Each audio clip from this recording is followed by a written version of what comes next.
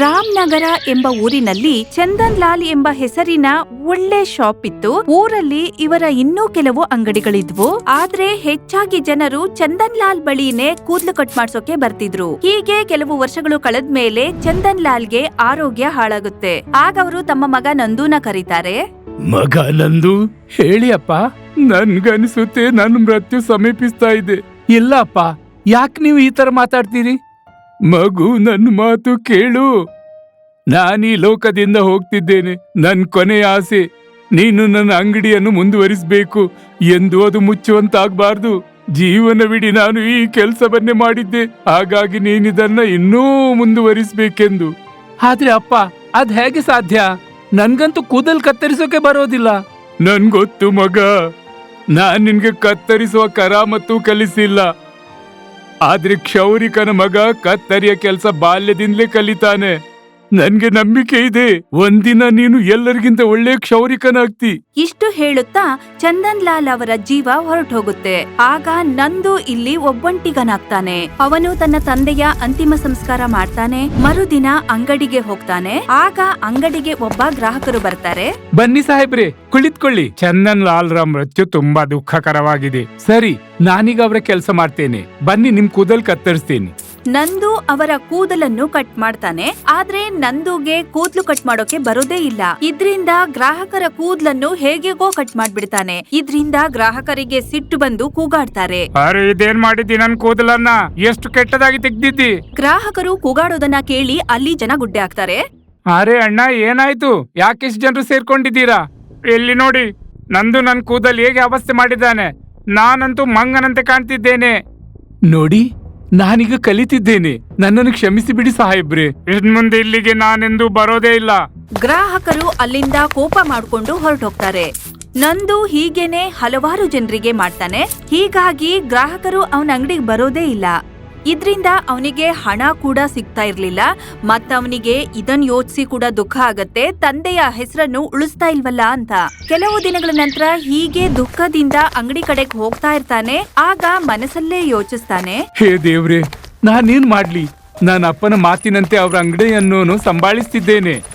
ಆದ್ರೆ ಅಂಗಡಿಯಲ್ಲಿ ವ್ಯಾಪಾರ ಆಗ್ತಾನೆ ಇಲ್ಲ. ಮನುಷ್ಯರಿಗೆ ಒಂದ್ ಕೆಲಸ ಕಲಿಯೋಕೆ, ತಿಳ್ಕೊಳ್ಳೋಕೆ ತುಂಬಾ ಸಮಯ ಬೇಕು. ಆದ್ರೆ ಇದನ್ನ ನಾನು ಜನರಿಗೆ ಹೇಗೆ ತಿಳಿಸೋದು? ಈಗ ನಾನು ನನ್ನ ಕೆಲಸ ಕಲ್ತಿದ್ದೇನೆ, ಆದ್ರೂ ಯಾರು ನನ್ನ ಅಂಗಡಿಗೆ ಬರ್ತಾ ಇಲ್ಲ. ನಂದು ಹೀಗೆ ಯೋಚನೆ ಮಾಡುತ್ತಾ ಹೋಗ್ತಾ ಇರ್ತಾನೆ. ಆಗ ಅವನ ಕಣ್ಣು ಅಲ್ಲೊಂದು ಕುರಿಯ ಮೇಲೆ ಬೀಳುತ್ತೆ. ತಕ್ಷಣ ಅವನು ಅದರ ಬಳಿಗೆ ಹೋಗ್ತಾನೆ. ಅರೆ, ಇದ್ ನಿನ್ಗೇನಾಯ್ತು ಆಡು? ನನ್ ಮೇಲೆ ಆ ಪ್ರಾಣಿ ದಾಳಿ ಮಾಡ್ಬಿಡ್ತು. ನಾನ್ ಹೇಗೋ ಬಚಾವಾಗಿ ಬಂದ್ಬಿಟ್ಟೆ. ಅರೆ, ನೀನ್ ಮಾತನಾಡ್ತೀಯಾ? ಹಾ, ನಾನ್ ಮಾತಾಡ್ತೀನಿ. ನಾನು ಒಮ್ಮೆ ಸಾಧು ಸಂತರ ಜೀವ ಉಳಿಸಿದ್ದೆ. ಆಗ ಅವರು ನನ್ಗೊಂದು ವರ ಕೊಟ್ಟಿದ್ರು. ಅಂದಿನಿಂದ ನಾನು ಮನುಷ್ಯರ ಹಾಗೆ ಮಾತಾಡ್ತೀನಿ. ಅರೆ ವಾ, ಇದಂತೂ ತುಂಬಾ ಚಮತ್ಕಾರದ ವಿಷಯ. ನಡೆ, ನೀನ್ ನನ್ ಮನೆಗೆ ಬಾ. ನಾನ್ ನಿನ್ನ ಗಾಯಕ್ಕೆ ಪಟ್ಟಿ ಹಾಕ್ತೇನೆ. ಆ ನಂತರ ನೀನು ನನ್ ಜೊತೆನೇ ಇರು. ಸರಿ. ನಂದು ಆ ಮಾತಾಡುವಂತಹ ಕುರಿಯನ್ನು ತನ್ನ ಜೊತೆ ಮನೆ ಕರ್ಕೊಂಡು ಹೋಗ್ತಾನೆ. ಅದರ ಗಾಯಕ್ಕೆ ಚಿಕಿತ್ಸೆ ಮಾಡ್ತಾನೆ. ಸ್ವಲ್ಪ ದಿನದಲ್ಲೇ ಕುರಿ ಚೆನ್ನಾಗಾಗುತ್ತೆ. ಕುರಿ ದಿನ ನಂದು ಬೇಜಾರಾಗಿರೋದನ್ನ ನೋಡಿ ಅವನನ್ನ ಒಂದಿನ ಕೇಳುತ್ತೆ. ನಂದು, ನಾನೊಂದ್ ಮಾತ್ ಕೇಳ? ನೀನ್ ಯಾಕೆ ದಿನ ಬೇಜಾರಾಗಿರ್ತೀಯ? ನಿನ್ಗೇನಾದ್ರೂ ತೊಂದ್ರೆ ಇದ್ಯಾ? ಕುರಿಯ ಮಾತನ್ ಕೇಳಿದ್ಮೇಲೆ ನಂದು ಅವನಿಗೆ ಎಲ್ಲಾ ವಿಷಯ ತಿಳಿಸ್ತಾನೆ. ಆಗ ಕುರಿ ಅವನಿಗೆ ಹೇಳುತ್ತೆ, ನಂದು, ನೀನು ಅಂಗಡಿಯ ಹೊರಗಡೆ ನಿಂತ್ಕೊಂಡು ಎಲ್ರಿಗೂ ಹೇಳ್ಬೇಕಾಗುತ್ತೆ, ಈಗ ನಾನು ಕೂದ್ಲು ಚೆನ್ನಾಗ್ ಕಟ್ ಮಾಡ್ತೀನಂತ. ಆಮೇಲೆ ನೋಡು, ಎಲ್ಲಾ ಗ್ರಾಹಕರು ನಿನ್ ಬಳಿ ಕೂದ್ಲು ಕಟ್ ಮಾಡ್ಸೋಕ್ ಬರ್ತಾರೆ. ಈ ಕುರಿಯ ಮಾತನ್ನು ಕೇಳಿದ್ಮೇಲೆ ನಂದು ಕುರಿ ಹೇಳಿದ ಹಾಗೆ ಮಾಡ್ತಾನೆ. ಬನ್ನಿ ಬನ್ನಿ, ಕೂದಲ್ ಕತ್ತರಿಸೋದು ಕಲ್ತಿದ್ದೇನೆ. ಇನ್ಮೇಲೆ ನನ್ನಿಂದೇನು ತಪ್ಪಾಗೋಲ್ಲ. ಬನ್ನಿ, ಇಲ್ಲಿ ನನ್ನಿಂದ ಕೂದಲನ್ನ ಕತ್ತರಿಸ್ಕೊಳ್ಳಿ. ಬನ್ನಿ ಬನ್ನಿ. ಬೇಡ ಅಣ್ಣ, ಬೇಡ. ನಾವ್ ನಿನ್ ಬಳಿ ಕೂದಲ್ ಕತ್ತರಿಸಲು ಬಂದ್ರೆ ನೀನ್ ನಮ್ಮನ್ನ ಮಂಗನಾಗಿಸ್ತೀಯ. ಇಲ್ಲ, ಒಂದ್ಸಲ ನೀವು ಕೂದಲ್ ಕತ್ತರಿಸ್ಕೊಳ್ಳಿ, ಆತರ ಏನೂ ಆಗೋದಿಲ್ಲ. ನಂದು ಅಂಗಡಿ ಹೊರಗಡೆ ನಿಂತ್ಕೊಂಡು ದಿನವೆಲ್ಲ ಹೇಳ್ತಾ ಇರ್ತಾನೆ. ಆದ್ರೂ ಅವನ ಅಂಗಡಿಗೆ ಯಾರು ಬರೋದೇ ಇಲ್ಲ. ಅವನಿಗಾಗ ತುಂಬಾನೇ ಬೇಜಾರಾಗಿ ಮನೆಗ್ ಬಂದು ಕುರಿಗ್ ಹೇಳ್ತಾನೆ, ಆಡು, ನೀನು ಹೇಳಿದಂತೆ ನಾನ್ ಮಾಡಿದೆ, ಆದ್ರೆ ಏನೂ ಲಾಭ ಆಗ್ಲಿಲ್ಲ. ಎಲ್ಲ ಮುಗಿದೋಯ್ತು. ನಾನ್ ನನ್ನ ತಂದೆಯ ಕೊನೆಯ ಆಸೆಯನ್ನು ನೆರವೇರಿಸಲು ಸಾಧ್ಯವಿಲ್ಲ. ನಾನಂತೂ ತುಂಬಾ ಕೆಟ್ಟ ಮಗ. ಹೇ ದೇವ್ರೆ, ನಾನೇನ್ ಮಾಡ್ಲಿ? ಇಲ್ಲಿಯವರು ಯಾರು ನನ್ನಿಂದ ಕೂದಲು ಕತ್ತರಿಸೋದಿಲ್ಲ. ಹಾಗೆ ಯಾರು ಪ್ರಯಾಣಿಕರು ನನ್ನ ಅಂಗಡಿಗೆ ಬರ್ತಾ ಇಲ್ಲ. ಇನ್ನು ಬೇರೇನಾದ್ರೂ ಮಾಡ್ಲೇಬೇಕು. ನೀನು ಇಷ್ಟು ಬೇಗ ಸೋಲೊಪ್ಕೋಬಾರ್ದು. ಇಷ್ಟು ಬೇಗ ಅಂದ್ರೆ ನಿನ್ ಗೊತ್ತಾ ನಾನೀ ಅಂಗಡಿಯಲ್ಲಿ ವ್ಯಾಪಾರ ಮಾಡೋಕೆ ಎಷ್ಟು ಪ್ರಯತ್ನಿಸ್ತಿದ್ದೇನೆಂದು? ನನಗ್ ಗೊತ್ತು, ನೀನು ಅಂಗಡಿ ಉಳಿಸ್ಕೊಳ್ಳೋಕೆ ತುಂಬಾ ಪ್ರಯತ್ನ ಮಾಡ್ತಿದ್ದೀಯಾ. ಆದ್ರೆ ನೀನ್ ಹೀಗೂ ಒಂದ್ಸರಿ ಮಾಡ್ ನೋಡು. ಏನ್ ಉಪಾಯ? ನೀನೊಂದ್ ಕೆಲ್ಸ ಮಾಡು. ನೀನು ನನ್ನ ಕೂದ್ಲನ್ನೆಲ್ಲ ಕಟ್ ಮಾಡ್ಬಿಡು, ಆಮೇಲೆ ಅದನ್ನ ನಿನ್ನ ಅಂಗಡಿಗೆಲ್ಲ ಹರಡ್ಬಿಡು. ಅದ್ರಿಂದ ಏನಾಗುತ್ತೆ? ಅದ್ರಿಂದ ಏನಾಗುತ್ತಂದ್ರೆ ಜನರು ಇಲ್ಲಿ ತಿರ್ಗಾಡುವಾಗ ಅವ್ರಿಗನ್ಸುತ್ತೆ ನಿನ್ನ ಅಂಗಡಿಲಿ ತುಂಬಾ ಜನರು ಕೂದ್ಲು ಕಟ್ ಮಾಡಿಸ್ತಾರೆ ಅಂತ. ಆಮೇಲೆ ಗ್ರಾಹಕರು ನಿನ್ನ ಅಂಗಡಿಗೆ ಖಂಡಿತ ಬರ್ತಾರೆ. ಅರೆ ಹಾ, ಇದು ತುಂಬಾ ಒಳ್ಳೆ ಉಪಾಯ. ಇದನ್ನು ಮಾಡಿ ನೋಡ್ತೇನೆ. ಮರುದಿನ ನಂದು ಕುರಿಯ ಕೂದಲನ್ನು ತನ್ನ ಅಂಗಡಿಲೆಲ್ಲ ಹರಡ್ಬಿಡ್ತಾನೆ. ಕುರಿಯ ಈ ಪ್ಲಾನ್ ವರ್ಕ್ ಆಗುತ್ತೆ. ಅವನ ಅಂಗಡಿಗೆ ಕೂದಲು ಕಟ್ ಮಾಡಿಸ್ಕೊಳ್ಳೋಕೆ ಗ್ರಾಹಕರು ಬರ್ತಾರೆ. ಹೀಗೆ ನೋಡ್ತಾ ನೋಡ್ತಾನೆ ಅವನ ಅಂಗಡಿಗೆ ತುಂಬಾ ಜನರು ಬರೋಕ್ ಶುರುವಾಗತ್ತೆ. ಇದ್ರಿಂದ ಅಲ್ಲಿಯ ಜನರಿಗೆಲ್ಲ ಅನ್ಸುತ್ತೆ ಈ ನಂದು ತುಂಬಾ ಚೆನ್ನಾಗ್ ಕೆಲಸ ಮಾಡ್ತಾನೆ ಅಂತ. ಹೀಗೆ ತುಂಬಾ ಜನರು ನಂದು ಬಳಿ ಕೂದಲು ಕಟ್ ಮಾಡಿಸ್ಕೊಳಕ್ ಬರ್ತಾರೆ. ಈಗ ಕ್ಷೌರಿಕ ಮೋನು ಯೋಚಿಸ್ತಾನೆ, ಚಂದನ್ ಲಾಲ್ ಅಂಗಡಿಯಲ್ಲಿ ವ್ಯಾಪಾರ ನಿಂತು ಹೋದ ಬಳಿಕ ನಾನ್ ಅಂಗಡಿಯಲ್ಲಿ ವ್ಯಾಪಾರವಾಗ್ತಿತ್ತು. ಆದ್ರೆ ಈಗ ಮತ್ತೊಮ್ಮೆ ಅವನ ಮಗನ ಅಂಗಡಿಯಲ್ಲಿ ವ್ಯಾಪಾರ ಆಗ್ತಿದೆ. ನಾನು ಅಲ್ಲಿಗೆ ಹೋಗಿ ನೋಡ್ಬೇಕು. ಒಮ್ಮೆಲೆ ಏನಾಯ್ತು? ಜನರು ಅವನ ಬಳಿ ಯಾಕೆ ಹೋಗ್ತಾರೆ? ವಿಷಯ ಏನು ಅಂತ ತಿಳ್ಕೊಳ್ಳೋಕೆ ಮೋನು ನಂದೂನ್ ಅಂಗಡಿಗೆ ಬರ್ತಾನೆ. ಅರೆ ನಂದು ಅಣ್ಣ, ಕೂದಲ್ ಕತ್ತರಿಸು ಅಣ್ಣ. ಮೋನು, ನೀನು ಸ್ವತಃ ಕ್ಷೌರಿಕ. ನೀನು ನನ್ ಬಳಿ ಕೂದಲ್ ಕತ್ತರಿಸೋಕೆ ಯಾಕೆ ಬಂದಿದ್ದೀಯಾ? ನಾನು ಕ್ಷೌರಿಕನಾದ್ರೇನು ನಿನ್ನಿಂದ ಕೂದಲು ಕತ್ತರಿಸಬಾರ್ದಾ? ಅರೆ ಅಣ್ಣ, ನೀನ್ ಒಳ್ಳೇದಾಗಿ ಕೂದಲು ಕತ್ತರಿಸಿ ಅಂತ ಕೇಳಿದ್ದೇನೆ. ಆಯ್ತಣ್ಣ. ನಂದು ಮೋನುವಿನ ಕೂದಲನ್ನು ಕಟ್ ಮಾಡ್ತಾನೆ. ಆಗ ಮೋನು ಸುತ್ತೆಲ್ಲ ಬಿದ್ದಿರೋಂತಹ ಕೂದಲನ್ನು ನೋಡ್ತಾನೆ. ಆಗ ಅವನಿಗೆ ಗೊತ್ತಾಗುತ್ತೆ ಈ ಕೂದ್ಲು ಕುರಿದೆಂದು. ಅರೆ, ಇದೆಲ್ಲ ಆಡಿನ ಕೂದಲು. ಓಹೋ, ನೀನ್ ಜನರಿಗೆ ಮೋಸ ಮಾಡ್ತಿದ್ದೀಯಾ? ಇಲ್ಲಿ ನೀನು ಆಡಿನ ಕೂದಲನ್ನ ಕತ್ತರಿಸಿ ಹರಡಿಸಿಬಿಟ್ಟಿದೀಯಾ. ನೋಡಿದವರಿಗೆ ನೀನ್ ಅಂಗಡಿಯಲ್ಲಿ ವ್ಯಾಪಾರ ಒಳ್ಳೇದಿರುವಂತೆ ಕಾಣಬೇಕೆಂದು. ನೀನೇನ್ ಹೇಳ್ತಿದ್ದಿ ಮೋನು? ನಿಲ್ಲು, ನಿನ್ಗೆ ಬುದ್ಧಿ ಕಲಿಸ್ತೇನೆ. ಅರೆ ಅಣ್ಣಂದಿರೇ, ಇಲ್ಲಿ ನೋಡಿ, ನಮ್ಗೆ ಇವನು ಮೋಸ ಮಾಡ್ತಿದ್ದಾನೆ. ನೋಡಿ ಇವನು ಜನರಿಗೆ ಹೇಗೆ ಮೋಸ ಮಾಡ್ತಿದ್ದಾನೆಂದು ನೀವೇ ನೋಡಿ. ಅರೆ ಏನಾಯ್ತಣ್ಣ?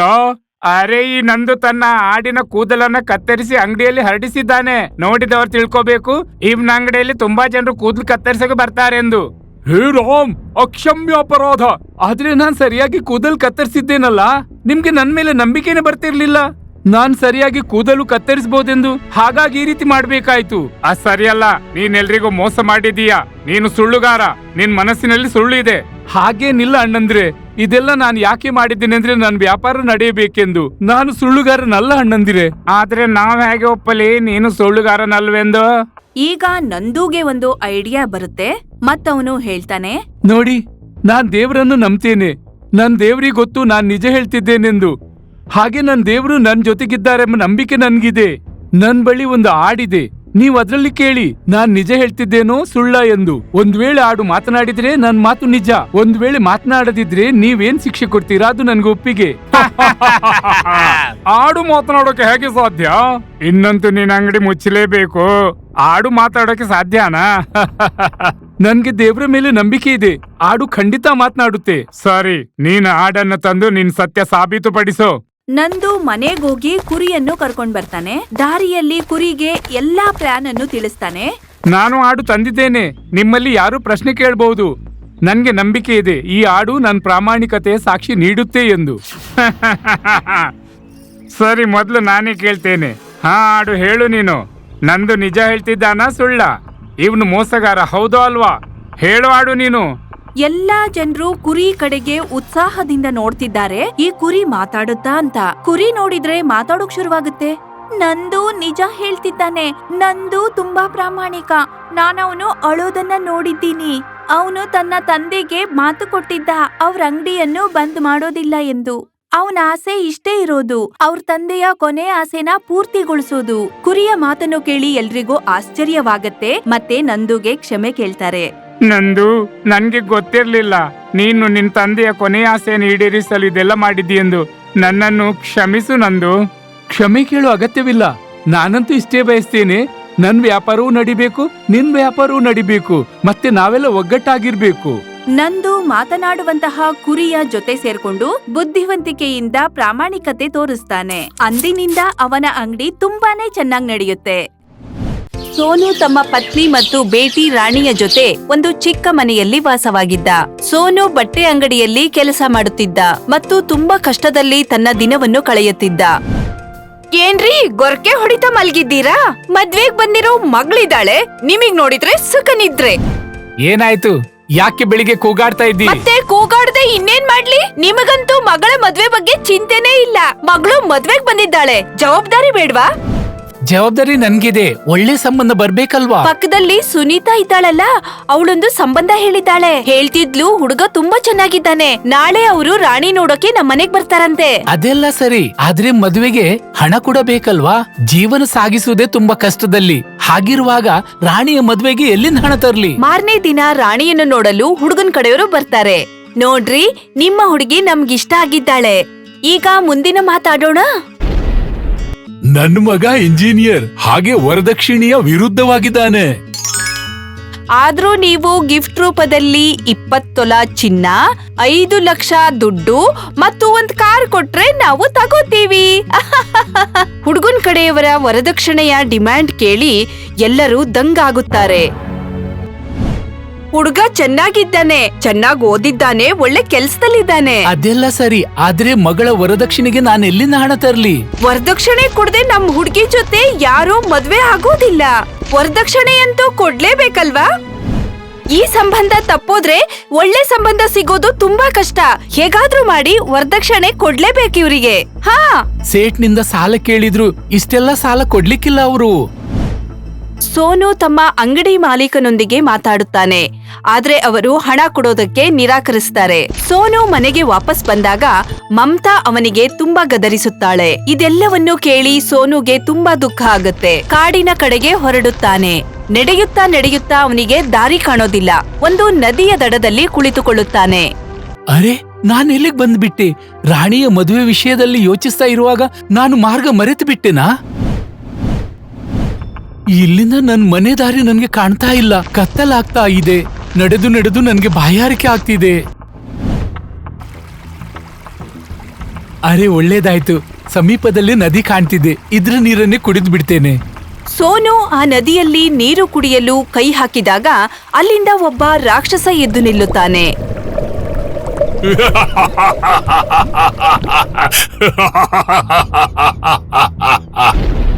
ಮತ್ತದನ್ನು ನೋಡಿ ಸೋನು ಹೆದರ್ಕೊಳ್ತಾನೆ. ತುಚ್ಛ ಮಾನವ, ನೀನು ಈ ನದಿಯ ನೀರನ್ನು ಕುಡಿಯುವಂತಿಲ್ಲ. ಯಾಕೆಂದ್ರೆ ಇನ್ನು ನದಿಯ ಅಧಿಕಾರ ನಂದು.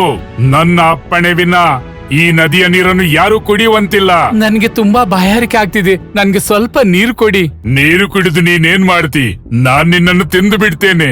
ತುಂಬಾ ದಿನದಿಂದ ಹಸಿದಿದ್ದೇನೆ ನಾನು. ದಯಮಾಡಿ ನನ್ನನ್ನು ಬಿಟ್ಟು ಬಿಡು. ಇಷ್ಟು ದಿನಗಳ ನಂತರ ಒಬ್ಬ ಮನುಷ್ಯ ಸಿಕ್ಕಿದ್ದಾನೆ, ಅವನನ್ನು ನಾನು ಬಿಟ್ಟು ಬಿಡ್ಲಾ? ಸಾಧ್ಯವಿಲ್ಲ. ಇವತ್ತು ನಾನು ನಿನ್ನನ್ನು ತಿಂದು ಬಿಡ್ತೇನೆ, ಮತ್ತೆ ನನ್ನ ಹಸಿವನ್ನು ನೀಗಿಸ್ತೇನೆ. ರಾಕ್ಷಸನ ಮಾತು ಕೇಳಿ ಸೋನು ಹೆದರ್ಕೊಳ್ತಾನೆ. ಅವನು ಅಳುತ್ತಿರುವುದನ್ನು ನೋಡಿ ರಾಕ್ಷಸ ಅವನನ್ನು ಕೇಳುತ್ತಾನೆ. ಹೇಳ್ತಾರೆ, ಸಾಯುವವರ ಅಂತಿಮ ಇಚ್ಛೆಯನ್ನು ಪೂರ್ಣಗೊಳಿಸಬೇಕು. ಹೇಳು, ನಿನ್ನ ಅಂತಿಮ ಇಚ್ಛೆ ಏನು? ನನ್ನ ಅಂತಿಮ ಇಚ್ಛೆಯನ್ನು ನೀವು ಪೂರ್ಣಗೊಳಿಸುವಂತಿಲ್ಲ. ನಾನು ನಿನ್ನ ಅಂತಿಮ ಇಚ್ಛೆಯನ್ನು ಖಂಡಿತ ಪೂರ್ಣಗೊಳಿಸ್ತೇನೆ. ಹೇಳು, ಏನು ಇಚ್ಛೆ ನಿಂದು? ನಾನೊಬ್ಬ ಬಡ ಮನುಷ್ಯ. ನನ್ಗೊಬ್ಳು ಮಗಳಿದ್ದಾಳೆ. ಅವಳ ಮದ್ವೆ ಮಾಡಿಸ್ಲಿಕ್ಕಿದೆ. ಸಂಬಂಧ ಆಗಿದೆ, ಆದ್ರೆ ಅವಳ ಸಂಬಂಧಿಕರು ವರದಕ್ಷಿಣೆ ಕೇಳ್ತಾ ಇದ್ದಾರೆ. ನನ್ನಲ್ಲಿ ವರದಕ್ಷಿಣೆ ಕೊಡಲು ಹಣ ಇಲ್ಲ. ವರದಕ್ಷಿಣೆ ಕೊಡದೇ ಇದ್ರೆ ಈ ಮದ್ವೆ ತುಂಡಾಗಿ ಬಿಡುತ್ತೆ. ನೀನೇನ್ ಬಯಸ್ತಿ? ನಾನವಳ ಮದ್ವೆ ಮಾಡ ಬಯಸ್ತೇನೆ. ವರದಕ್ಷಿಣೆಗೆ ಬೇಕಾದ ಹಣವನ್ನು ನೀನು ಕೊಡಬಹುದಾ? ಮದ್ವೆಯ ಮರುದಿನವೇ ನಾನಿಲ್ಲಿಗೆ ಬರ್ತೇನೆ, ಮತ್ತೆ ನೀನು ನನ್ನನ್ನು ಖುಷಿಯಲ್ಲಿ ತಿಂದು ಬಿಡು. ಸೋನುನ ಮಾತ್ ಕೇಳಿ ರಾಕ್ಷಸನ ಮನಸ್ಸು ಕರಗೋಗುತ್ತೆ. ಸರಿ, ತಗೋ ಹಣ, ಹೋಗು. ನಿನ್ನ ಮಗಳ ಮದುವೆಯನ್ನು ವಿಜೃಂಭಣೆಯಿಂದ ಪೂರೈಸು. ಆದ್ರೆ ಒಂದು ವಿಷಯ ನೆನಪಿರ್ಲಿ, ಮದುವೆಯ ಮಾರನೇ ದಿನ ನನ್ನ ಭೋಜನಕ್ಕಾಗಿ ನೀನು ಇಲ್ಲಿಗೆ ಬರ್ಲೇಬೇಕು. ಬರದೇ ಇದ್ರೆ ನಾನ್ ನಿನ್ನ ಮನೆಗೆ ಬಂದು ನಿನ್ನ ಪರಿವಾರವನ್ನು ತಿಂದು ಬಿಡ್ತೇನೆ. ನಾನ್ ನಿಮ್ಗೆ ವಚನ ಕೊಡ್ತೇನೆ, ಮಗಳ ಮದುವೆ ಮಾಡಿ ಮಾರನೇ ದಿನವೇ ನಾನಿಲ್ಲಿಗೆ ಬಂದು ಬಿಡ್ತೇನೆ. ಸರಿ. ರಾಕ್ಷಸ ಕೊಟ್ಟಿದ್ದ ಹಣದಿಂದ ಸೋನು ತನ್ನ ಮಗಳ ಮದುವೆಯನ್ನು ಮಾಡುತ್ತಾನೆ. ಮಾರನೇ ದಿನ ಸೋನು ತಾನು ಕೊಟ್ಟ ಮಾತನ್ನು ಉಳಿಸಿಕೊಳ್ಳಲು ನದಿಯ ಕಡೆಗೆ ಹೊರಡುತ್ತಾನೆ. ನೆನ್ನೆ ತಾನೇ ಮಗಳು ಮದ್ವೆ ಮಾಡಿದ್ದೀವಿ, ಈಗ ಎಲ್ಲಿಗ್ ತಿರ್ಗಕ್ ಹೊರಟ್ರಿ ನೀವು? ನೀನ್ ಸ್ವಲ್ಪ ಜಾಗ್ರತೆಯಲ್ಲಿರು ಮಮತಾ, ನನ್ ಹೋಗೋ ಸಮಯ ಬಂತು. ಈಗ ಎಲ್ಲಿಗ್ ಹೋಗ್ತಿದ್ದೀರಿ? ನನ್ಗೆ ಜೋಪಾನ ಅಂತ ಹೇಳ್ತಿದ್ದೀರಿ? ಅದನ್ನ ನಾನ್ ಹೇಳೋಕ್ ಸಾಧ್ಯವಿಲ್ಲ. ಮೊದ್ಲಿಂದ ನೀವು ಎಲ್ಲಾ ವಿಷಯಗಳನ್ನ ಯಾವಾಗ ಹೇಳಿದ್ದೀರಾ? ಈಗ ಹೇಳ್ದಿದ್ರೆ ಅದ್ರಿಂದ ನನ್ಗೇನು ಆಗೋದಿಲ್ಲ. ಸ್ವಲ್ಪ ಇರಿ, ನಿಮ್ಗೆ ಊಟ ರೆಡಿ ಮಾಡಿ ಕೊಡ್ತೀನಿ. ಸರಿ. ಮಮತಾ ಸೋನುಗೆ ಊಟ ರೆಡಿ ಮಾಡಿ ಕೊಡ್ತಾಳೆ. ಸೋನು ಆ ಊಟ ತಗೊಂಡು ಅದೇ ಕಾಡಿಗೆ ಹೋಗುತ್ತಾನೆ. ಆದ್ರೆ ಸಾಯುವ ಮೊದಲು ಅವನಿಗೆ ಊಟ ಮಾಡೋದಕ್ಕೆ ಮನ್ಸಾಗೋದಿಲ್ಲ. ಹಾಗಾಗಿ ಕಾಡಿನಲ್ಲಿ ಅವನು ಒಂದು ಮರದ ಕೆಳಗೆ ಕುಳಿತುಕೊಳ್ಳುತ್ತಾನೆ. ಈಗ ನನ್ನ ಜವಾಬ್ದಾರಿ ಪೂರ್ತಿ ಆಯ್ತು. ಮಗಳು ತನ್ನ ಮನೆಯಲ್ಲಿ ಸುಖವಾಗಿರ್ತಾಳೆ, ಮತ್ತೆ ಮಮತಾ ಹೇಗಾದ್ರೂ ಜೀವನವನ್ನು ಸಾಗಿಸ್ತಾಳೆ. ಇನ್ನು ನನ್ನನ್ನು ರಾಕ್ಷಸ ತಿಂದ್ರು ನನ್ಗೇನು ಚಿಂತೆ ಇಲ್ಲ. ಆಗ ಅವನು ಅಲ್ಲೊಂದು ಅಳಿಲನ್ನು ನೋಡುತ್ತಾನೆ. ಅದು ತುಂಬಾ ಹಸಿವಿನಿಂದ ಒದ್ದಾಡುತ್ತಿರುತ್ತೆ. ಸೋನು ಆ 2 ಅಳಿಲುಗಳಿಗೆ ತನ್ನ ರೊಟ್ಟಿಯನ್ನು ತಿನ್ನಿಸುತ್ತಾನೆ. ರೊಟ್ಟಿಯನ್ನು ತಿಂದು ಆ ಅಳಿಲುಗಳು ಅಲ್ಲಿಂದ ಹೊರಡುತ್ತವೆ. ಇದ್ರಿಂದ ಸೋನುಗೆ ತುಂಬಾ ಖುಷಿಯಾಗತ್ತೆ. ನನ್ಗೆ ತುಂಬಾ ಸಂತೋಷವಾಗ್ತಿದೆ. ಸಾಯೋಕ್ ಮುಂಚೆ ಒಂದು ಒಳ್ಳೆ ಕೆಲಸ ಮಾಡಿದೆ. ಒಬ್ಬ ಹಸಿದವನಿಗೆ ನಾನು ಊಟ ಕೊಟ್ಟೆ. ಸರಿ, ರಾಕ್ಷಸ ನನ್ನ ನಿರೀಕ್ಷೆಯಲ್ಲಿದ್ದಾನೆ. ನಾನಲ್ಲಿಗೆ ಹೋಗ್ಲೇಬೇಕು, ಇಲ್ಲಾಂದ್ರೆ ಮಮತಾಳ ಜೀವನವು ಅಪಾಯದಲ್ಲಿ ಬೀಳುತ್ತೆ. ಸೋನು ರಾಕ್ಷಸನನ್ನು ಭೇಟಿ ಮಾಡಲು ನದಿಯ ಕಡೆಗೆ ಹೊರಡುತ್ತಾನೆ. ಅಲ್ಲಿಗೆ ಹೋಗಿ ರಾಕ್ಷಸನನ್ನು ಕೂಗುತ್ತಾನೆ. ರಾಕ್ಷಸ್ ಜಿ, ಅರೆ ಓ ರಾಕ್ಷಸ್ ಜಿ, ನೀವೆಲ್ಲಿದ್ದೀರಿ? ಹಾಗಾದರೆ ನೀನು ಬಂದೇ ಬಿಟ್ಟೆ ಮಾನವ? ಹೌದು, ನಾನ್ ಬಂದ್ಬಿಟ್ಟೆ. ಇನ್ನು ನೀವು ನನ್ನನ್ನು ತಿಂದು ನಿಮ್ಮ ಹಸಿವು ನೀಗಿಸಬಹುದು. ನಿನ್ಗೆ ಇಲ್ಲಿಗೆ ಬರ್ಲು ಹೆದರಿಕೆ ಆಗಿಲ್ವಾ? ನಾನ್ ನಿಮ್ಗೆ ವಚನ ಕೊಟ್ಟಿದ್ದೀನಲ್ಲ, ನನ್ನ ಮಗಳ ಮದುವೆ ಮಾಡಿ ಮಾರನೇ ದಿನ ಇಲ್ಲಿಗೆ ಬರ್ತೇನಂತ. ಸೋನು, ನೀನು ಬಯಸ್ತಿದ್ರೆ ನನ್ನನ್ನು ಕೊಲ್ಲುವ ಉಪಾಯವನ್ನು ಮಾಡಬಹುದಿತ್ತು. ಆದ್ರೆ ನೀನು ಹಾಗೆ ಮಾಡಿಲ್ಲ. ಆದ್ರೆ ನೀನು ನಿನ್ನ ಮೃತ್ಯುವಿನೊಂದಿಗೆ ಸೇರಲು ಪುನೊಮ್ಮೆ ಬಂದುಬಿಟ್ಟೆ. ನನ್ನ ಮಗಳ ಮದುವೆ ಮಾಡ್ಲಿಕ್ಕಾಗಿ ನಾನ್ ನಿಮ್ಮಿಂದ ನನ್ನ ಸ್ವಲ್ಪ ಗಳಿಗೆ ಮತ್ತೆ ಸ್ವಲ್ಪ ಹಣ ತಗೊಂಡಿದ್ದೆ. ಅದರ ಬದಲಿಗೆ ನಾನು ನಿಮ್ಮಲ್ಲಿಗೆ ಬರೋ ವಚನವನ್ನು ಕೊಟ್ಟಿದ್ದೆ. ಹಾಗಾಗಿ ನಾನು ಇಲ್ಲಿಗೆ ಬಂದೆ. ನೀನ್ ತುಂಬಾ ಪ್ರಾಮಾಣಿಕನಾಗಿದ್ದೀಯಾ. ಸರಿ, ನೀನೊಂದು ನನ್ನ ಒಗಟಿಗೆ ಉತ್ತರ ಹೇಳು. ಸಾಯುವ ಕೊನೆ ಕ್ಷಣದಲ್ಲೂ ನೀನು ನನ್ನ ಪರೀಕ್ಷೆ ಮಾಡ್ತಿದ್ದೀಯಾ? ಹಾ, ಸರಿ, ಕೇಳು. ಯಾವ ವಸ್ತು ಅದು? ಅದರಲ್ಲಿ ಎಲ್ಲದನ್ನು ಬರೆಯಲ್ಪಡುತ್ತೆ, ಆದ್ರೆ ಯಾರು ಅದನ್ನು ತಿಳಿಯೋದಿಲ್ಲ. ಸ್ವಲ್ಪ ಯೋಚಿಸಿ ಸೋನು ಉತ್ತರ ಕೊಡುತ್ತಾನೆ. ಇಸ್ಕಾ ಉತ್ತರ ನಸೀಬು. ನಸೀಬಲ್ಲಿ ಎಲ್ಲವನ್ನೂ ಬರೆದಿಡುತ್ತೆ, ಆದ್ರೆ ಅದನ್ನು ಯಾರು ಓದಲು ಸಾಧ್ಯವಿಲ್ಲ. ವಾಹ್, ಅತಿ ಉತ್ತಮ ಉತ್ತರ ನೀಡಿದೆ ನೀನು. ಪ್ರಾಮಾಣಿಕ ಮಾತ್ರವಲ್ಲ, ನೀನು ಜ್ಞಾನಿ ಕೂಡ ಆಗಿದ್ದಿ. ಅದೆಲ್ಲ ಸರಿ, ಆದ್ರೆ ಸ್ವಲ್ಪ ಸಮಯದಲ್ಲಿ ನನ್ನ ಜ್ಞಾನ ಮತ್ತು ಪ್ರಾಮಾಣಿಕತೆ ನಿಮ್ಮ ಹೊಟ್ಟೆ ತುಂಬುತ್ತೆ. ನೀನು ಬಯಸುವುದಾದ್ರೆ ನಿನ್ನ ಪ್ರಾಣ ಉಳಿಸಬಹುದು. ಅದ್ಯಾಗೆ? ನಿನ್ನ ಪ್ರಾಣವನ್ನು ಉಳಿಸಲಿಕ್ಕಾಗಿ ನನ್ನ ಜಯ ಜಯಕಾರ ಮಾಡಬೇಕಾದೀತು. ಹೇಳು, ಶೈತಾನ್ ಜಿಂದಾಬಾದ್. ಇದು ಸಾಧ್ಯವಿಲ್ಲ. ಯಾವ ಪ್ರಾಮಾಣಿಕತೆಯಿಂದ ನಾನು ಸಾಯ್ಲಿಕ್ಕಾಗಿ ನಿನ್ನ ಬಳಿಗೆ ಬಂದಿದ್ದೇನೋ ಅಷ್ಟೇ ಪ್ರಾಮಾಣಿಕತೆಯನ್ನು ನನ್ನ ದೇವರನ್ನು ನಾನು ಪೂಜಿಸ್ತೇನೆ. ಸೋನುನ ಮಾತ್ ಕೇಳಿ ರಾಕ್ಷಸ ದೇವರಾಗಿ ಪರಿವರ್ತಿತನಾಗುತ್ತಾನೆ. ದೇವ್ರೇ, ನೀವ್ಯಾರು?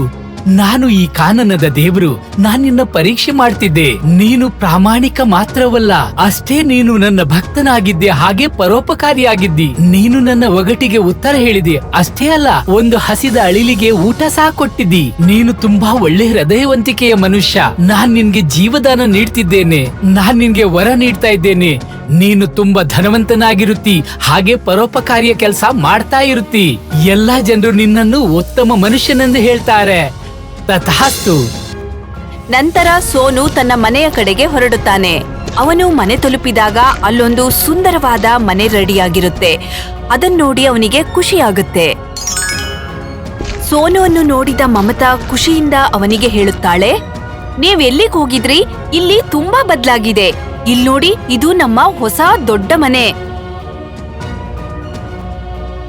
ಇದೆಲ್ಲ ಹೇಗಾಯ್ತು? ನಿನ್ ತಿಳಿದಿದ್ಯಾ? ಇಲ್ಲ, 2 ನಿಮಿಷ ನನ್ ಕಣ್ಮುಚ್ಚಿ ಕಣ್ಬಿಡೋದ್ರೊಳಗೆ ಇಷ್ಟೆಲ್ಲ ಆಗೋಗಿದೆ.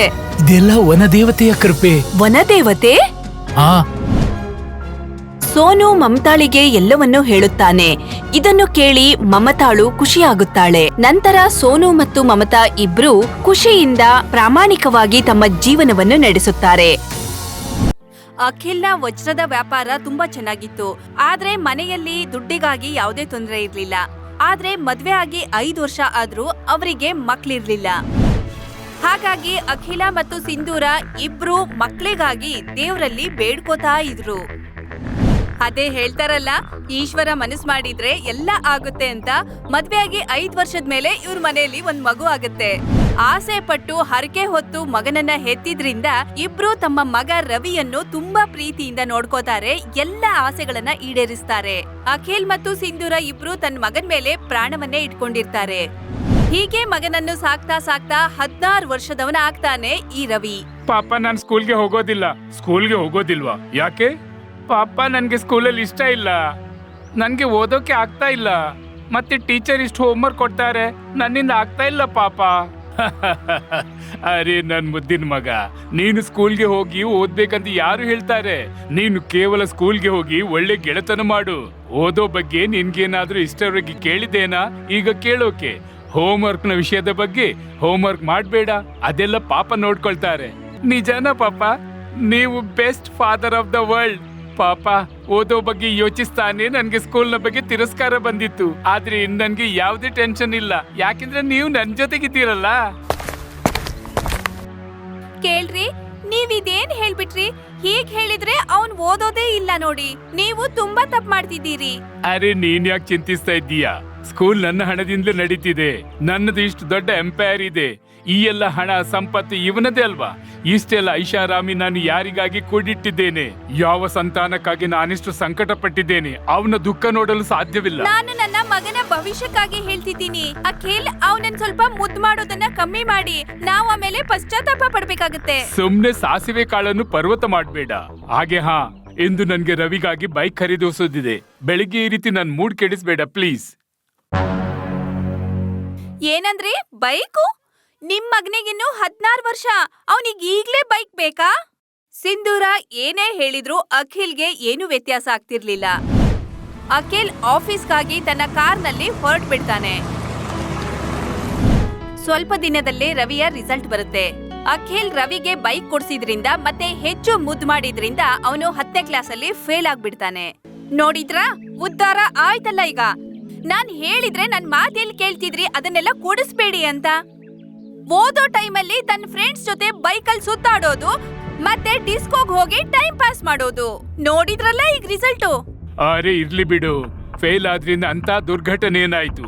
ರವಿ 10ನೇ ತರಗತಿಯಲ್ಲಿ ಪಾಸ್ ಅಥವಾ ಫೇಲ್, ನಮ್ ಕಂಪನಿಯ ಸಿಇಒ ಅವನೇ ಆಗೋದಲ್ವಾ?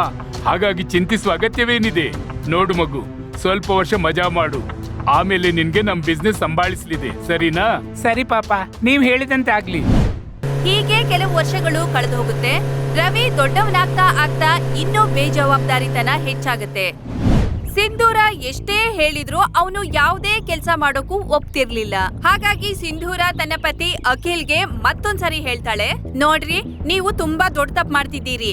ನೀವು ತನ್ನ ಮಗನ ಮುದ್ದು ಮಾಡೋ ನೆಪದಲ್ಲಿ ಅವನ ಜೀವನ ಹಾಳು ಮಾಡ್ತಿದ್ದೀರಿ. ನಿಮ್ಮ ಮುದ್ದು ಪ್ರೀತಿ ಸ್ಲೋ ಪಾಯ್ಸನ್ ತರ ಅವನ ಭವಿಷ್ಯ ಹಾಳು ಮಾಡ್ತಿದೆ. ಅರೆ ಸೌಭಾಗ್ಯವತಿ, ಅವನ ಭವಿಷ್ಯದ ಬಗ್ಗೆ ನೀನ್ಯಾಕೆ ಚಿಂತಿಸ್ತಿ? ಅವನನ್ನು ರಕ್ಷಿಸಲು ಅವನ ಅಪ್ಪ ಇದ್ದಾನಲ್ಲ, ಮಜಾ ಮಸ್ತಿ ಮಾಡ್ಲಿ ಬಿಡು. ಕಾಲ ಬಂದಾಗ ಅವನು ಸ್ವಯಂ ಜವಾಬ್ದಾರಿ ಹಾಗೂ ತಿಳುವಳಿಕೆ ಪಡ್ಕೊಳ್ತಾನೆ. ಸಿಂಧೂರ ತನ್ನ ಮಗ ರವಿ ಬಗ್ಗೆ ಚೆನ್ನಾಗಿ ತಿಳ್ಕೊಂಡಿದ್ಲು. ಈಗ ಅವಳಿಗೆ ಗೊತ್ತಾಗಿತ್ತು ರವಿಯನ್ನು ಸರಿಮಾಡೋದು ತುಂಬಾ ಕಷ್ಟ ಎಂದು. ಆದ್ರೆ ಅಖಿಲ್ಗೆ ತನ್ನ ಮಗ ಮಾಡ್ತಿರೋದು ತಪ್ಪೆಂದು ಅರ್ಥನೇ ಆಗ್ತಿರ್ಲಿಲ್ಲ. ಯಾಕೆ ಅಂತ ಗೊತ್ತಿಲ್ಲ. ರವಿ ಬಳಿ ಕಾಸ್ಟ್ಲಿ ಕಾರ್ಗಳು, ಬೈಕು, ಬಟ್ಟೆ, ಒಡವೆ ಬೇಕಾದ್ದೆಲ್ಲ ಇತ್ತು. ಅಖಿಲ್ನ ಈ ತುಂಬಾ ಮುದ್ದು ಪ್ರೀತಿ ರವಿಯನ್ನು ಹಾಳು ಮಾಡಿತ್ತು. ಕೊನೆಗೆ ಎಲ್ರಿಗೂ ಇದೇ ಭಯ ಇತ್ತು, ಹೀಗೆಲ್ಲ ಆಗುತ್ತೆಂದು. ಒಂದಿನ ಅಖಿಲ್ ಹೇಳಿದ್ರೂ ಕೂಡ ರವಿ ಆಫೀಸ್ಗೆ ಹೋಗಕ್ಕೆ ತಯಾರಿರ್ಲಿಲ್ಲ.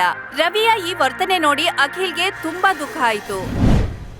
ಆಮೇಲೆ ನೋಡಿದ್ರೆ ಒಂದಿನ ರವಿ ಒಂದ್ ಹುಡ್ಗಿನ್ ಕರ್ಕೊಂಡು ಮನೆಗ್ ಬರ್ತಾನೆ. ಪ್ರಿಯಾ, ಅಮ್ಮನಿಗೆ ನಮಸ್ಕಾರ ಮಾಡು. ನಿಂತ್ಕೊಳ್ಳಿ, ಮೊದ್ಲು ಇದ್ ಹೇಳು, ಈ ಹುಡ್ಗಿ ಯಾರೆಂದು? ಅಮ್ಮ, ಇವಳು ಪ್ರಿಯಾ. ನಾವಿಬ್ರು ಮದ್ವೆ ಮಾಡ್ಕೊಂಡೆವು. ಏನು ಮದ್ವೆ ಮಾಡ್ಕೊಂಡ್ರಿ? ನಮ್ಗೆ ತಿಳಿಸೋ ಅಗತ್ಯನೂ ಇಲ್ಲ ಅನ್ಕೊಂಡಿರಾ? ಇದ್ರಲ್ಲಿ ಹೇಳೋಕೇನಿದೆ ಪಾಪ, ಮನಸ್ಸಾಯ್ತು ಅದಕ್ಕೆ ಮದ್ವೆ ಮಾಡ್ಕೊಂಡೆವು. Just chill. ಈಗ ತಿಳಿತಲ್ಲ ನಿಮ್ಗೆ, ಯಾಕಿಷ್ಟು ಹೈಪರ್ ಆಗ್ತೀರಿ ನೀವು? ಪಾಪ, ನೀವಂತೂ ನನ್ನ ಬೆಸ್ಟ್ ಫ್ರೆಂಡ್ ಅಲ್ವಾ? ಇವತ್ತು ಮೊದಲನೇ ಬಾರಿ ಅಖಿಲ್ಗೆ ಅರ್ಥ ಆಯ್ತು ರವಿ ಮಾಡ್ತಿರೋದು ತಪ್ಪೆಂದು. ಸಿಂಧೂರಳ ಮಾತು ಸರಿ ಎಂದು ಈಗ ಅರ್ಥ ಆಯ್ತು. ಅತಿಯಾದ ಮುದ್ದು ಪ್ರೀತಿಯಿಂದ ಅವ್ರ ಮಗ ಹಾಳಾಗಿದ್ದಾನೆಂದು. ನಿಜಾಂಶ ಗೊತ್ತಾದ್ಮೇಲೆ ಅಖಿಲ್ ತನ್ನ ಮಗನಿಗೆ ಹೇಳ್ತಾನೆ, ನೋಡು ಮಗು, ಆದದ್ದು ಆಗಿ ಹೋಯ್ತು. ಈಗ ನೀನು ಮದ್ವೆ ಮಾಡ್ಕೊಂಡಿದ್ದೀಯಾ. ಪ್ರಿಯಾಳ ಜವಾಬ್ದಾರಿ ನಿನ್ನದು.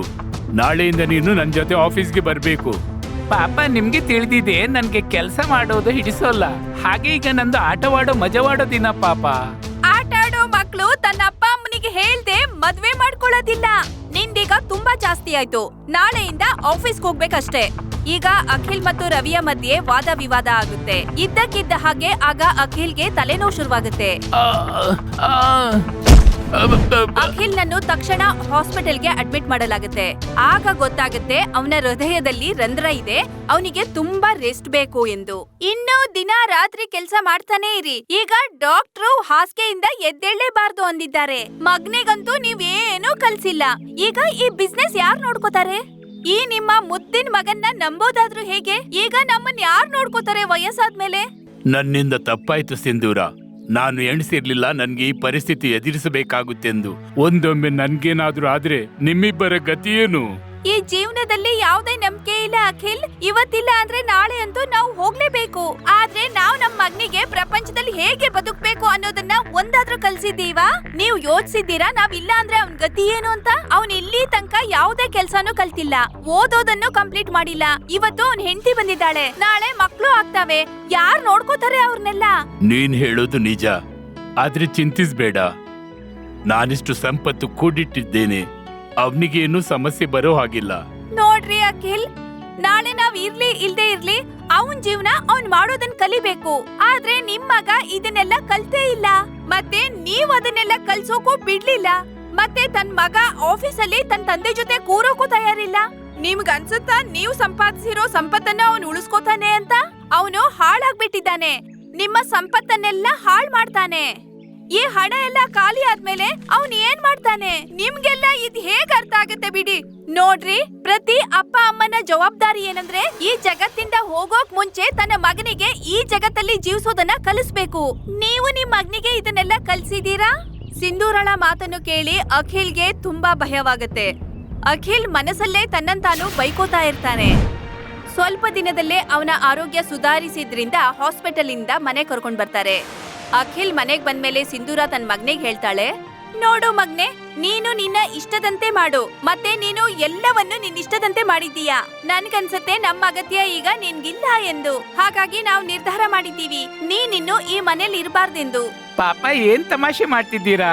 ಇದು ತಮಾಷೆ ಅಲ್ಲ, ಸತ್ಯ. ನೋಡಿ ಪಾಪ, ನಾನ್ ತಮಾಷೆಯ ಮೂಡ್ನಲ್ಲಿಲ್ಲ. ನೀವು ಆದಷ್ಟು ಬೇಗ ನನ್ಗೆ 5 ಲಕ್ಷ ರೂಪಾಯಿ ಕೊಡಿ. ನಮ್ಗೆ ಹನಿಮೂನಿಗೆ ಹೋಗೋಕೆ ಸಿಂಗಾಪುರದ ಟಿಕೆಟ್ ಬುಕ್ ಮಾಡೋಕಿದೆ. 5 ಲಕ್ಷ ರೂಪಾಯಿ ಏನು? ಇನ್ ಮುಂದೆ ನಿನ್ಗೆ ಚಿಕ್ಕಾಸು ಸಹ ಸಿಗೋಲ್ಲ.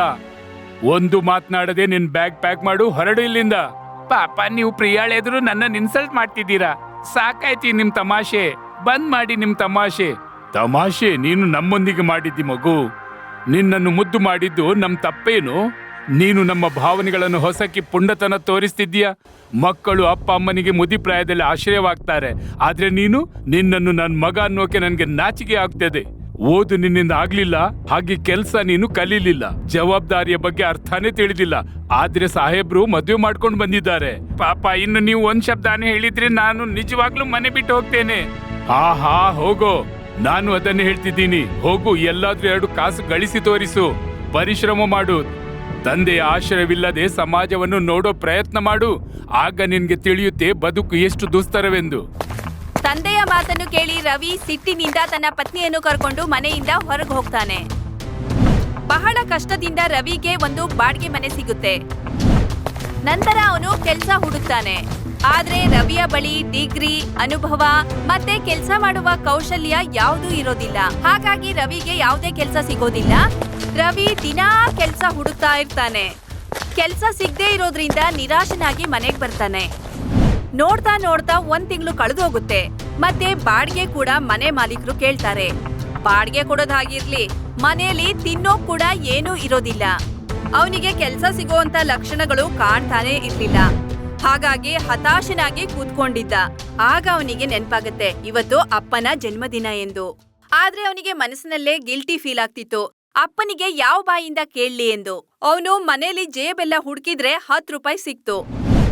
ಅದರಿಂದ ಒಂದು ಹೂ ತಗೊಂಡು ಪೇಪರಲ್ಲಿ ಹ್ಯಾಪಿ ಬರ್ತ್ಡೇ ಅಪ್ಪ ಅಂತ ಬರ್ಕೊಂಡು ಮನೆ ಕಡೆ ಹೊರಟ. ಪಾಪನನ್ನು ಯಾವ ರೀತಿಯಲ್ಲಿ ಎದುರಿಸೋದು? ನಾನು ನನ್ನಿಂದ ಅವರನ್ನು ಎದುರಿಸೋಕೆ ಸಾಧ್ಯವಿಲ್ಲ. ಈ ಹೂಗಳನ್ನ ಬಾಗಿಲ ಹೊರಗಿಟ್ಟು ಹೊಂತಿರುತ್ತೇನೆ. ರವಿ ಬಾಗ್ಲಲ್ಲಿ ಹೂವಿಡೋಕೆ ಅಂತ ಹೋದಾಗ ಅಪ್ಪ ಅಮ್ಮನ ಧ್ವನಿ ಹೊರಗಡೆ ಕೇಳಿಸುತ್ತೆ ಅವನಿಗೆ. ನನ್ ಗೊತ್ತು, ರವಿ ಎಷ್ಟು ಕಷ್ಟದಲ್ಲಿದ್ದಾನೆಂದು. ನಾನು ಅವನಿಗೆ ಹೇಗೆ ತಿಳಿಸೋದು? ಇನ್ನು ನಾನು ಸ್ವಲ್ಪ ದಿನದ ಅತಿಥಿ ಎಂದು. ನಾನು ಸಾಯೋಕ್ ಮುಂಚೆ ಅವನು ತನ್ನ ಜವಾಬ್ದಾರಿ ತಿಳಿಯಬೇಕೆಂದು ನನ್ನ ಬಯಕೆ.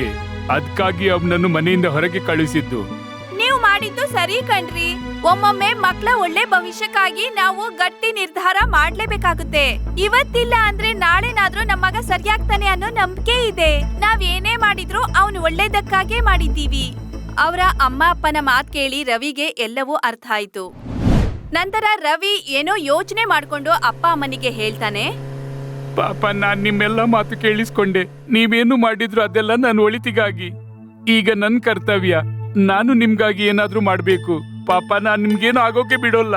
ನಿಮ್ಮನ್ನು ಚಿಕಿತ್ಸೆಗಾಗಿ ಅಮೆರಿಕ ಕರ್ಕೊಂಡು ಹೋಗ್ತೀನಿ. ಇನ್ ಮುಂದೆ ನಿಮ್ ಬಿಸ್ನೆಸ್ ಹಾಗೂ ಮನೆಯ ಜವಾಬ್ದಾರಿ ನನ್ನದು. ನೀವು ವಿಶ್ರಾಂತಿ ತಗೊಳ್ಳಿ ಪಾಪ.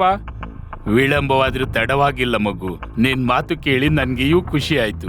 ಪಾಪ ಹ್ಯಾಪಿ ಬರ್ಡೇ. ಈ ಹೂ ನಾನ್ ನಿಮ್ಗಾಗಿ ತಂದಿದ್ದೇನೆ. ನೋಡಿದ್ಯಾ ಭಾಗ್ಯವತಿ, ನನ್ ಮಗ ಎಷ್ಟು ತಿಳುವಳಿಕೆಯವನಾಗಿದ್ದಾನೆ. ಇವನು ನನ್ಗಾಗಿ ಹೂ ತಗೊಂಡ್ ಬಂದಿದ್ದಾನೆ. ಪಾಪ ಒಂದು ವಿಷಯ ಹೇಳ್ತೇನೆ, ನೀವ್ ಹೇಳ್ತಿದ್ದು ನಿಜ. ನಾನು ನನ್ನ ಗೆಳೆಯರೊಂದಿಗೆ ಟೈಮ್ ಪಾಸ್ ಮಾಡ್ಕೊಂಡು ನನ್ನನ್ನು ಸ್ಮಾರ್ಟ್ ಅನ್ಕೊಂಡಿದ್ದೆ. ಆದ್ರೆ ನನ್ನಲ್ಲಿದ್ದ ಹಣ ಮುಗಿದ ಕೂಡ್ಲೆ ಆ ಎಲ್ಲಾ ಗೆಳೆಯರು ಮಾಯವಾದ್ರು. ನನ್ಗೆ ಸಹಾಯ ಅಗತ್ಯ ಬಿದ್ದಾಗ ಯಾರೂ ನನ್ನ ಬಳಿ ಬರ್ಲಿಲ್ಲ ಪಾಪ. ಈಗ ನನ್ಗೆ ತಿಳಿಯಿತು, ತಂದೆ ತಾಯಿಯರು ತನ್ನ ಮಕ್ಕಳಿಗೆ ಗದರಿಸೋದು ಅವರ ಒಳಿತಿಗಾಗಿಯೇ ಎಂದು. ತಂದೆ ತಾಯಿಯ ಗದರಿಕೆ ಕೂಡ ಮಕ್ಕಳಿಗೆ ಆಶೀರ್ವಾದದಂತೆ. ರವಿಯ ಬಾಯಲ್ಲಿ ಇಂಥ ಮಾತನ್ನು ಕೇಳಿ ಸಿಂಧೂರ ಅವನನ್ನ ತಪ್ಪು ಬಿಡ್ತಾಳೆ. ಬುದ್ಧಿ ಬಂದಾಗ್ಲೇ ಬೆಳಕು ಕಾಣೋದು ಮಗು. ನೀನು ನೋಡ್ತಾ ಇರು, ಆದಷ್ಟು ಬೇಗ ನಾನು ನಿನ್ಗೆಲ್ಲ ತಿಳಿಸ್ತೇನೆ. ನೀನು ಖಂಡಿತ ಒಬ್ಬ ಸಕ್ಸಸ್ಫುಲ್ ಬಿಸ್ನೆಸ್ ಮ್ಯಾನ್ ಆಗ್ತೀಯಾ, ನಿನ್ನ ತಂದೆಯಂತೆ. ಹಾ ಪಾಪ, ನಾನು ಪರಿಶ್ರಮ ಮಾಡಲು ತಯಾರಿದ್ದೇನೆ. ಇಂದಿನಿಂದ ನಾನು ಮಾಲೀಕನಲ್ಲ, ಒಬ್ಬ ಎಂಪ್ಲಾಯರ್ ಆಗಿ ನಿಮ್ ಕಂಪನಿ ಜಾಯಿನ್ ಆಗ್ತೀನಿ. ಮತ್ತೆ ನಾನು ಪ್ರತಿ ತಿಂಗಳು ನಿಮ್ಮಿಂದ ಸ್ಯಾಲ್ರಿ ತೆಗೆದುಕೊಂಡು ಅದೇ ಬಾಡಿಗೆ ಮನೆಯಲ್ಲಿರ್ತೀನಿ. ಎಷ್ಟರವರೆಗೆ ನಾನು ನಿಮ್ಮ ಮಗನಾಗಲು ಸಮರ್ಥನಾಗೋದಿಲ್ವೋ ಪಾಪ, ಅಷ್ಟರವರೆಗೆ ನಾನು ಅದೇ ಬಾಡಿಗೆ ಮನೆಯಲ್ಲಿರ್ತೀನಿ. ಇದೆಲ್ಲ ಆದ್ಮೇಲೆ ರವಿ ಎಲ್ಲವನ್ನೂ ಅರ್ಥ ಮಾಡ್ಕೋತಾನೆ. 6 ತಿಂಗಳೊಳಗೆ ಬಿಸ್ನೆಸ್ ನ ಎಲ್ಲಾ ಕೆಲ್ಸಾನು ಕಲ್ತ್ಕೋತಾನೆ. ಮತ್ತೆ ರವಿ ಮನೆಗೆ ವಾಪಸ್ ಬರ್ತಾನೆ. ರವಿ ಮನೆಗ್ ಬಂದದ್ದನ್ನ ನೋಡಿ ಸಿಂಧೂರ ಮತ್ತು ಅಖಿಲ್ಗೆ ತುಂಬಾ ಖುಷಿ ಆಗುತ್ತೆ. ಈಗ 4 ಜನ ಖುಷಿಯಿಂದ ತಮ್ಮ ಜೀವನವನ್ನು ನಡೆಸ್ತಿದ್ದಾರೆ. ನಿಮ್ಗೆ ನಮ್ಮ ವಿಡಿಯೋ ಇಷ್ಟ ಆಗಿದ್ರೆ ಕೂಡಲೇ ನಮ್ಮ ಚಾನೆಲ್ ಅನ್ನ ಸಬ್ಸ್ಕ್ರೈಬ್ ಮಾಡಿ. ಮತ್ತೆ ವಿಡಿಯೋನ ಲೈಕ್ ಮತ್ತೆ ಶೇರ್ ಮಾಡೋದನ್ನ ಮರಿಬೇಡಿ. ಧನ್ಯವಾದ.